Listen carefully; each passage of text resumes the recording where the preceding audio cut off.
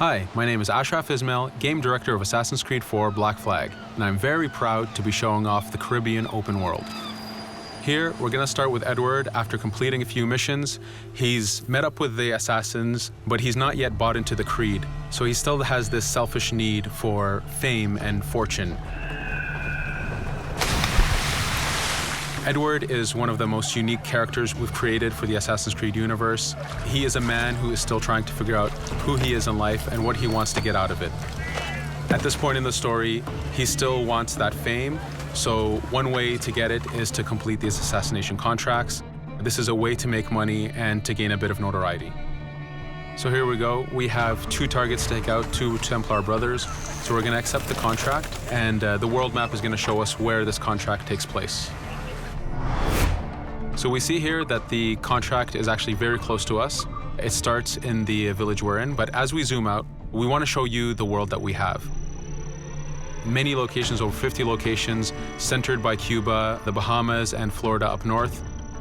This is a massive world. There's a lot to find and do in this Caribbean Sea.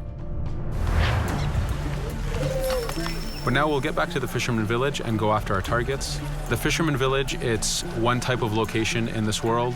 It's really here as a convenience to the player. This is where you can start missions, where you can shop to upgrade Edward and the Jackdaw itself. It's really about the mood and the ambiance of the Caribbean Sea. In the distance, we have a tavern that we're approaching. Taverns are places where you can hire crew, play mini games, drink if you wish. But for now, we're going to focus on the targets and take them out.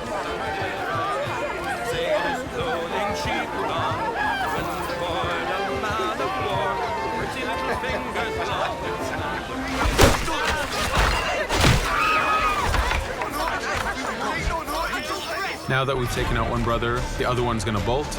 Just like classic ACs, we can chase him down and take him out that way, but there's many ways to complete this contract. We can use the new free aim system to shoot him this way, to eliminate him that way. We can jump onto the ship and take him out with his crew, but instead we're going to let him escape into the sea and follow him with the Jackdaw. This is your ship. This is the second main character of the game. You're going to have to customize and upgrade the ship as you go on this journey with Edward.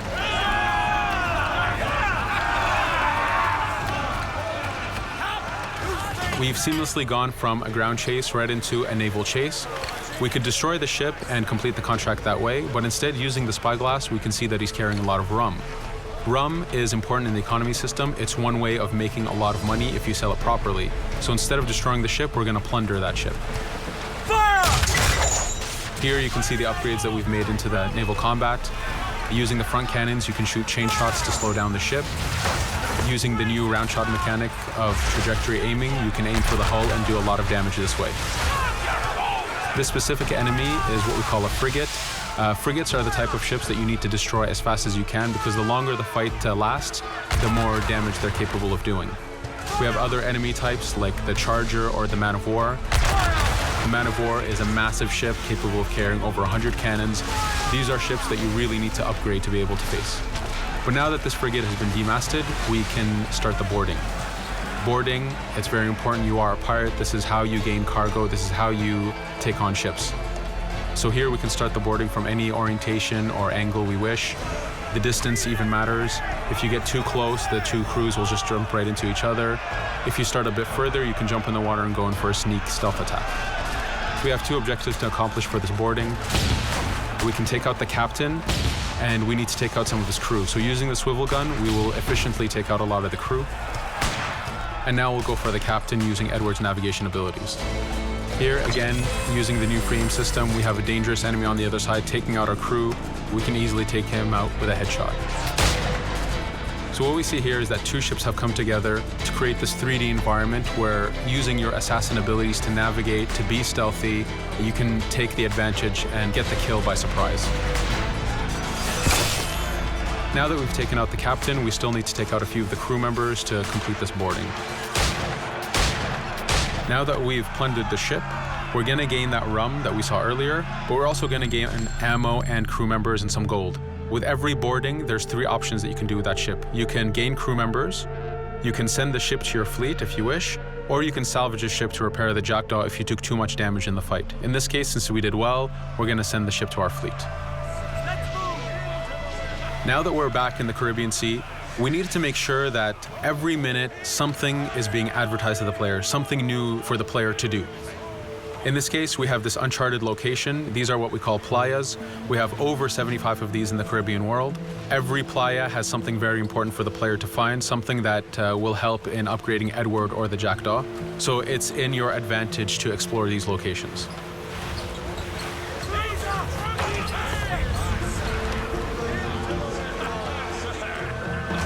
Again, for us, seamlessness is very important. We needed to be able to explore this Caribbean world without having too much interruption in the action. So being able to just let go of the wheel anywhere we want, jump into the water, and swim over to that location.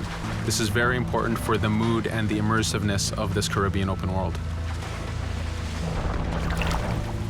Here, as we get on the playa, in the distance we can see that there's a faction battle, but closer to us we can see that there's this poor drunken sailor who's passed away. But being a pirate, of course, we're going to loot his body and see what he has for us.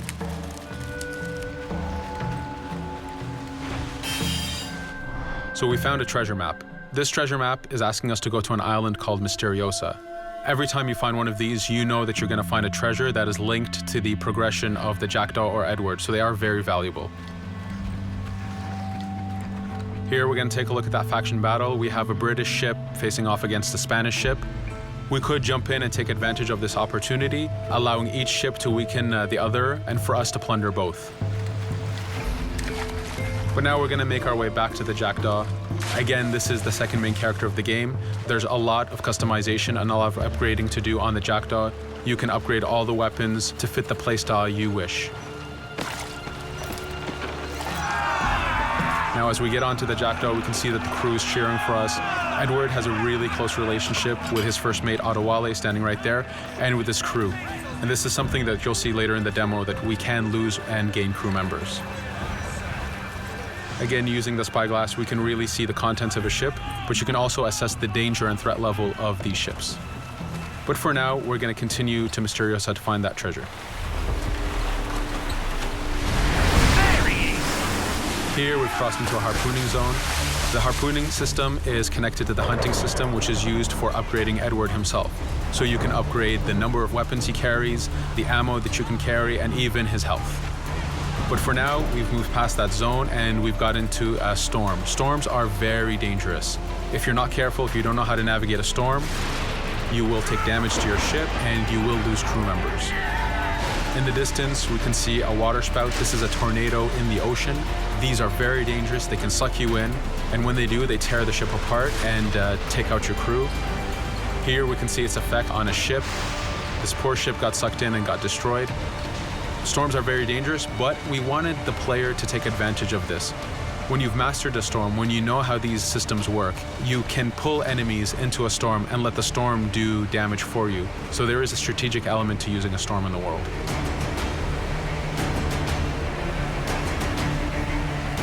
Here we can see that the storm is dying down a bit, but there's still this torrential downpour. It was very important for us to get the real mood of and atmosphere of the Caribbean in the weather cycles and in the daytime cycles.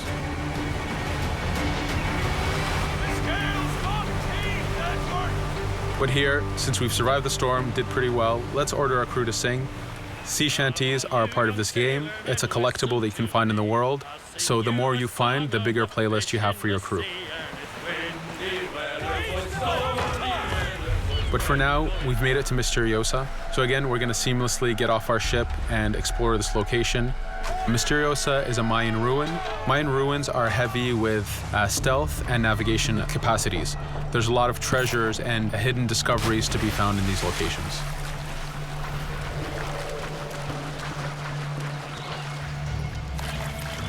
If we recall the treasure map, the treasure is hidden behind a temple.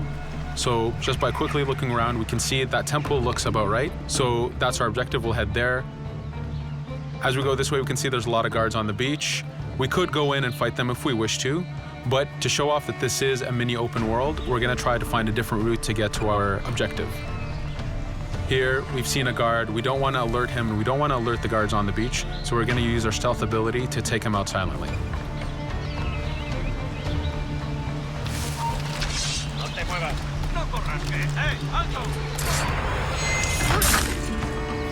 With AC3, we were able to push the navigation in the frontier, which means using natural environments like trees and rocks and so on. Mayan ruins are the perfect place where we mix man-made structures and these natural environments. So you really get to feel how far the navigation abilities of the assassin have come since the original game.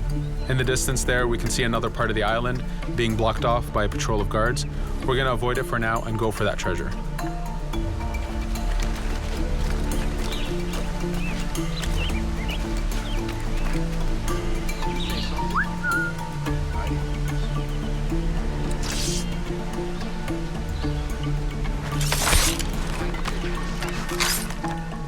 It's important for us to be able to give the players new tools, specifically for stealth. In this case, we have the blowpipe. Using the berserk darts, you make your enemies go crazy. Effectively, this means that they'll attack anything and everything in sight, including their own friends, animals, or Edward if he was in the way. So you do have to be careful with how you use it. But now that we've caused a distraction, if we happen to fall down there, at least there's already a bit of damage done for us. But using our navigation skills, we're able to get past that area without any trouble. There in the distance, you can see the Jackdaw, placed exactly where you left it when you got onto this location. It's really important for us to show the beauty of this Caribbean world. The Caribbean has some amazing vistas, and we pushed ourselves to replicate this in the game.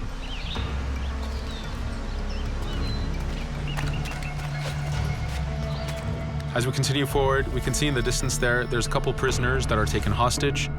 This is a scenario that you need to use stealth. If you're detected by those guards, they will kill the hostages. So in this case, it's to your advantage to use the environment to figure out how you can take out those guards without being detected. In this case, it's 2 guards, so it's not too hard. There are other scenarios where you have more guards and you have to figure out how you can take all of them out at the same time.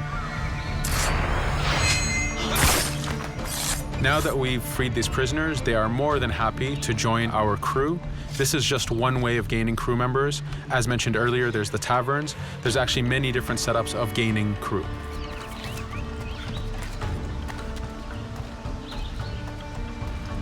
Here, we're going to go back to the treasure map. We can see that the treasure is actually behind the temple near a fountain. So if we just look around, we can see that it's around here.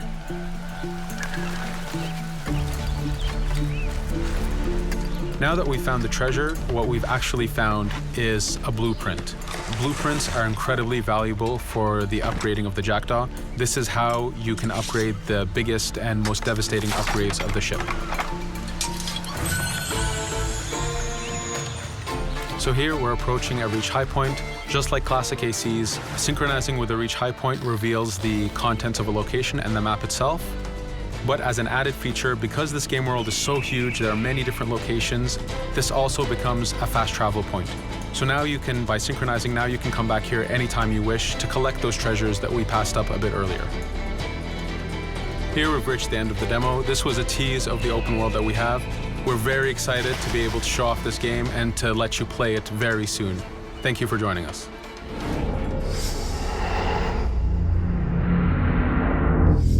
Pre-order now for exclusive in-game missions.